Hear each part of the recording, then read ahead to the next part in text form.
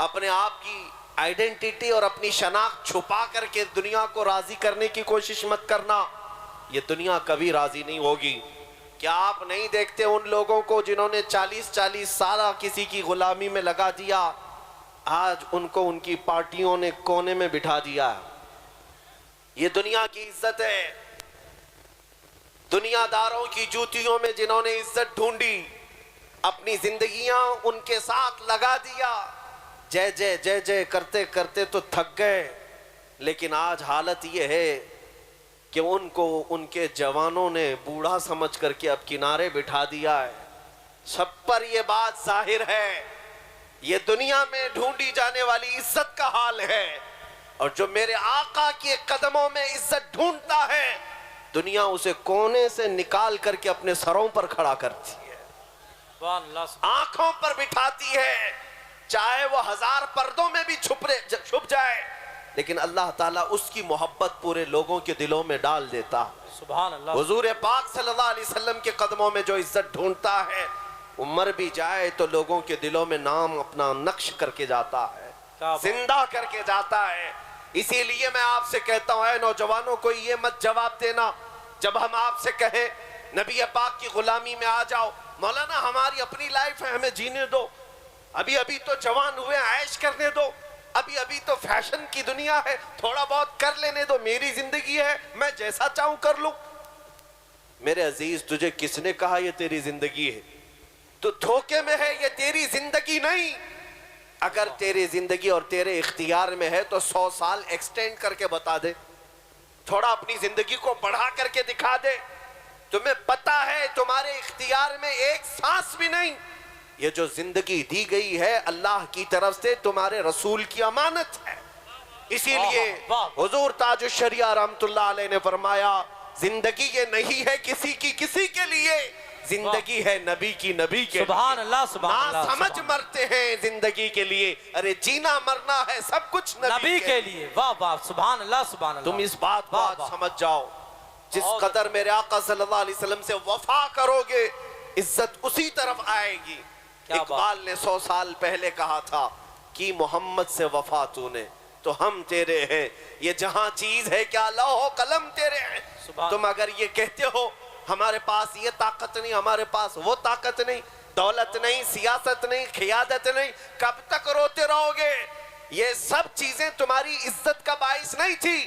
اگر تاریخ نہیں پڑھا ہے تو کھول کر دیکھ لو، میرے آقا صلی اللہ تعالیٰ علیہ وسلم کے وہ غلام صحابہ جن کے پہننے کے پورے کپڑے بھی نہیں تھے، پیبند لگے کپڑے پہنتے، پیروں میں چپل بھی نہیں تھے، لیکن مکہ سے مدینے جانے کے وقت یہ اعلان کر کے جا رہے تھے، مکہ بھی فتح کریں گے، ایران بھی فتح کریں گے، روم بھی فتح کریں گے۔ سبحان اللہ، نعرہ تکبیر اور دنیا نعرہ کے رسالت، مسلک اعلیٰ حضرت۔ دنیا کی 2 سپر پاور طاقتوں کو اگر کسی نے دھول چھٹایا، اس زمانے کی 2 سپر پاور طاقتیں جس کو قیصر و کسریٰ کہتے، قیصر روم کے بادشاہ کو، کسریٰ ایران کے بادشاہ کو، اس زمانے کے یہ امریکہ اور رشیا کے برابر تھے، سپر پاور طاقتیں، اور ان کو اگر گھٹنے ٹیکنے پر مجبور کیا تو وہ فاقہ کش صحابہ تھے، نبی پاک صلی اللہ علیہ وسلم کے غلام تھے۔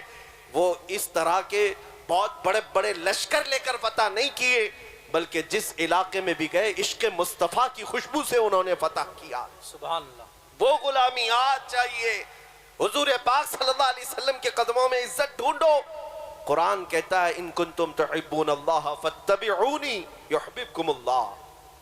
اللہ فرماتا ہے رسول آپ فرما دیں، قل ان کنتم، اللہ فرماتا ہے اپنے رسول سے، اے رسول آپ فرما دیں کہ اگر تم یہ چاہتے ہو کہ اللہ کے محبوب بن جاؤ، اللہ کے محبوب بن جاؤ تو رسول کی پیروی کرو، اللہ خود تم سے محبت کرے گا۔ سبحان اللہ، سبحان اللہ۔ کیا اللہ نے قرآن میں یہی راستہ بتایا، اور ہمیں بریلی کے امام نے بھی یہی سمجھایا، ابا خدا خدا کا یہی ہے در، نہیں اور کوئی مفر مقر، جو وہاں سے ہو یہیں آ کے ہو، جو یہاں نہیں تو وہاں نہیں۔ سبحان اللہ، سبحان اللہ، زندہ آباد، زندہ آباد۔ میرے عزیزو، اس نقطے کو آج تمہیں سمجھنے کی ضرورت ہے۔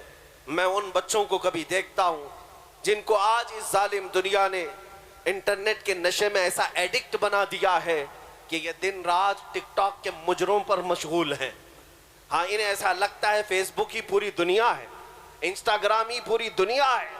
نہیں، جب ان ہاتھوں میں تاش کے پتے آئے، شراب کی بوتلیں آئی اور بے حیائی کے نغمے تمہاری زبانوں پر آئے اور تمہاری آنکھیں اخلاق سوز حرکتیں دیکھنے پر مجبور ہو گئی، تبھی تو یہ تمام رحمتیں ہم سے دور ہوئی، تبھی تو یہ مدد اور نصرت اللہ کی ہم سے دور ہوئی. نبی پاک صلی اللہ تعالیٰ علیہ وسلم کے جو غلام ہیں وہ اگر 313 بھی ہوں تو اللہ تعالیٰ ان کی مدد کے لیے فرشتے اتارتا. آج بھی تم اگر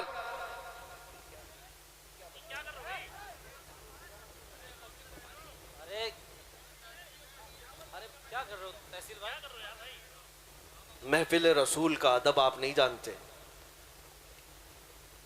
میں نے سب سے پہلے تو نوٹ لانے سے بھی منع کیا. کیا اتنی پیاس لگی آپ کو؟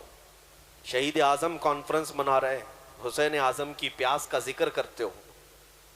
3 دن کی بھوک اور پیاس کو برداشت کرنے والے اس امام کے مقتدی کیا ایک بوتل پانی پر سارا مجمع خیرہ کر دیں گے؟ ایسا نہیں ہو سکتا.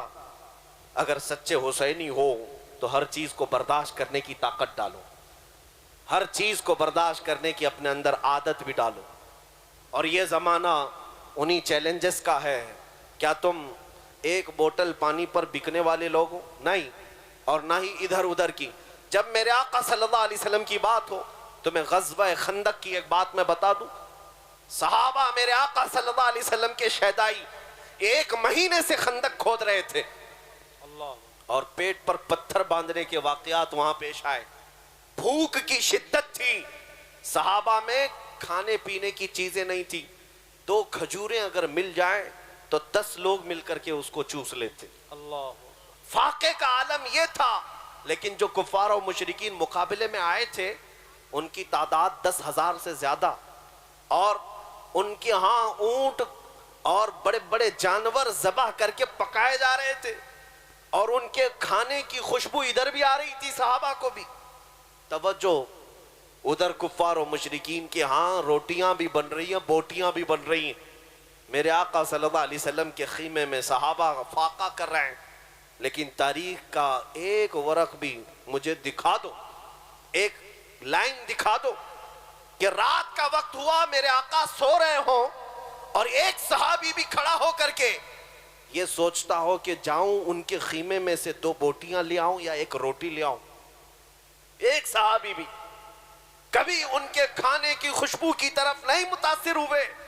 میرے آقا صلی اللہ علیہ وسلم نے ان صحابہ سے کہا بھی شاید تمہیں بھوک پریشان کر رہی ہو، فاقہ پریشان کر رہا ہو، اور ادھر ان خیموں میں کھانے پینے کی خوشبوئیں آ رہی.